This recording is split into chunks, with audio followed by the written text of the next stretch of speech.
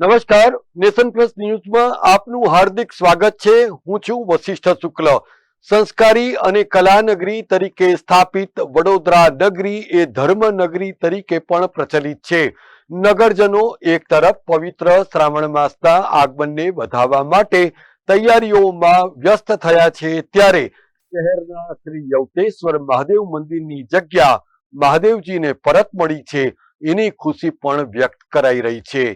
દર્શક મિત્રો, એમ તો વડોદરામાં ચારે દિશામાં આવેલ શ્રી નવનાથ મહાદેવ એ આ શહેરને અનિષ્ટ તત્વોથી શહેરીજનોનું રક્ષણ તો કરે જ છે, પરંતુ છેલ્લા 2 દાયકામાં વિવિધ મહાદેવ મંદિર ટ્રસ્ટની અતિ કિંમતી જમીનો બિલ્ડરો દ્વારા હડપી લેવાના અનેક કિસ્સાઓ સામે આવ્યા છે। ત્યારે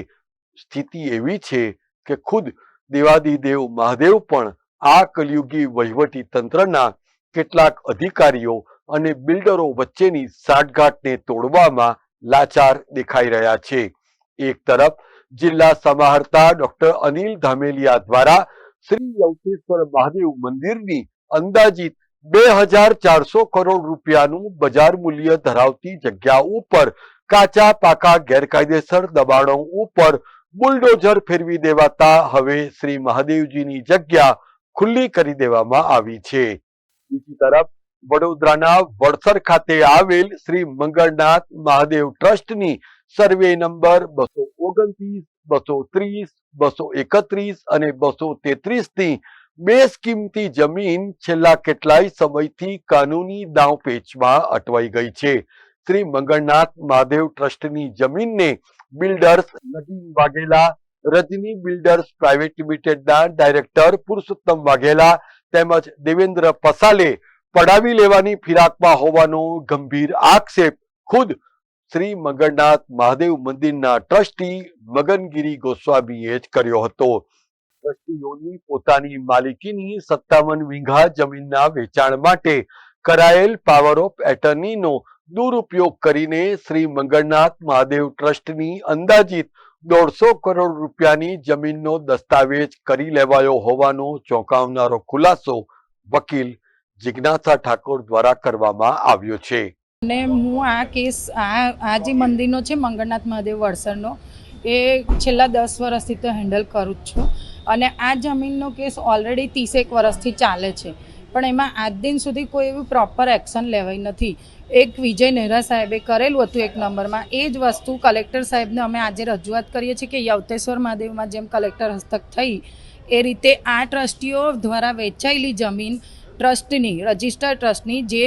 36ની પરવાનગી વગર છે તે કલેક્ટર સાહેબ હસ્તક લઈ અને એનો પ્રોપર એનો ઉપયોગ થાય ધર્મ માટે, એવું અમારી ઈચ્છા છે। એટલે અમે આજરોજ અરજી આપી છે, કેમ કે આ જમીનનો પર્સનલ ઉપયોગ થઈ રહ્યો છે અને એની પરથી ઘણી મોટી રકમો કમાવામાં આવી છે બિલ્ડરો દ્વારા, ને ખોટી રીતે દબાણો કરી રેસિડેન્સ ઉપયોગ થઈ રહ્યો છે ને એનો ધાર્મિક કોઈ ઉપયોગ થતો હોય એવું જણાતું નથી। અને આ જમીનો પણ ધાર્મિક દેવસ્થાન માટે જ દાનમાં મળેલી હતી, જેના તખ્તાની નકલથી લઈને એવા તમામ પુરાવા આજરોજ હું રજૂ કરું છું મારી અરજી સાથે।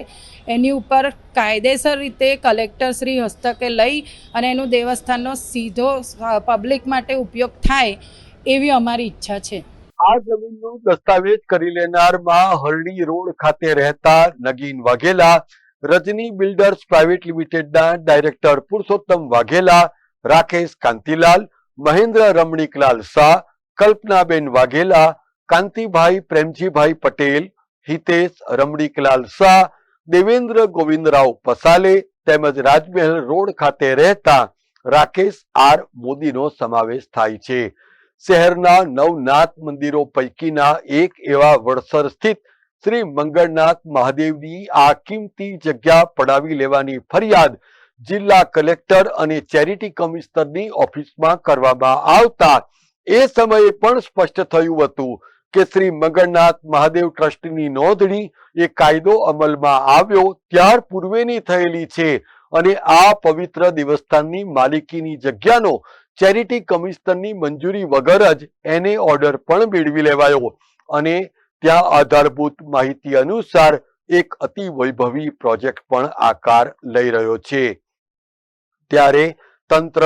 હવે શ્રી યવતેશ્વર મહાદેવની જગ્યા ખુલ્લી કરવામાં કરાયેલી કામગીરી પ્રમાણેની જ કાર્યવાહી શ્રી મંગળનાથ મહાદેવજીની જગ્યા ઉપર કરે એવી પણ માંગ સામાજિક કાર્યકર અરવિંદસિંહ સિંધા દ્વારા કરવામાં આવી છે. હા, જેવી રીતે યવતેશ્વર મહાદેવની જે જમીન કલેક્ટર શ્રી દ્વારા બચાવી રહી છે અને પગલાં લેવાઈ રહ્યા છે કડક કાયદાકીય, એટલે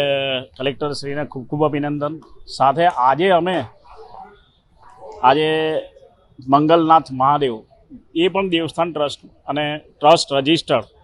મંગલનાથ મહાદેવ જે વડસરમાં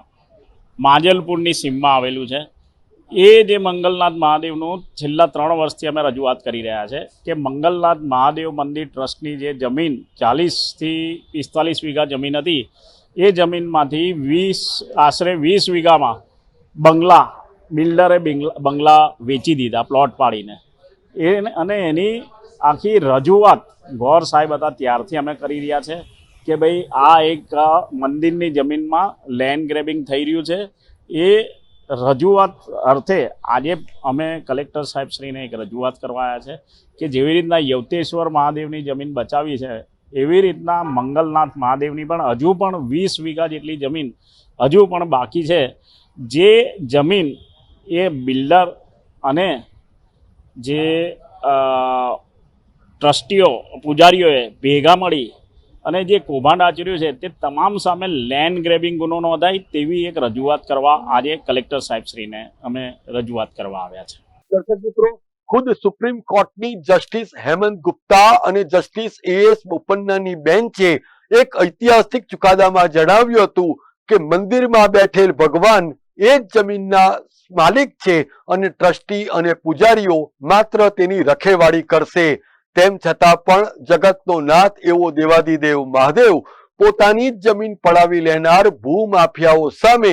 ત્રિનેત્ર ક્યારે ખોલશે અને કેમ ખોલશે એ આ કળિયુગી વહીવટી તંત્ર આટલા વર્ષોમાં નક્કી નથી કરી શક્યું તો એ આ વિધિની વક્રતા નથી તો શું છે? પવિત્ર શ્રાવણ માસમાં દેવાધિદેવ મહાદેવની આરાધના કરવા માટે આવતા ભક્તો પોતાના દુઃખ દર્દ દૂર કરવા માટે મહાદેવજીની શરણે આવે છે, પરંતુ વડોદરા શહેરની ચારે તરફ વિવિધ બિલ્ડર્સ દ્વારા ભગવાન મહાદેવજીની જમીનને ચારે દિશાઓમાંથી હડપી લેવાનો જે કારસો કરાઈ રહ્યો છે, જે આ નગરજનો માટે પણ અત્યંત દુઃખદ ઘટનાઓ છે. સમાચારોના સતત અપડેટ મેળવવા માટે અમારી નેશન પ્લસ ન્યૂઝની યુટ્યુબ ચેનલને સબસ્ક્રાઇબ કરો, બેલ આઇકન દબાવો અને જોડાયેલા રહો ફેસબુક, ઇન્સ્ટાગ્રામ અને ટ્વિટર પર.